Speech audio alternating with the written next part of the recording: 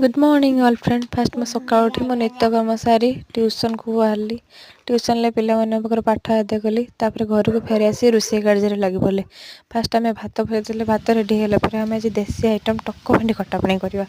टक भेंडी खटापणी करने फास्ट बैगण आलू पुई सीझेदबा आम काटिक रखिदबा खंती आलू खुम आलू एवं टक भेंडी यहाँ को आम पचर पकड़ा कारण यह सीझ या भितर ये सीझा भितर आम मसला प्रिपेयर करदे शुखिला लंका जीरा और रसुण छेची सारापर आम टक भेंडी को पकईदबा। टक भेंडी पकई देकी छुंक देदेवे। छुंक दे सारापर आम टक भेंडी कटा रेडी होगा। तापर आम लाउ घाट पाखक जा। लाउ घाट लाउ बुट डाली बैगण आलू टमाटो को सीझेदेवे।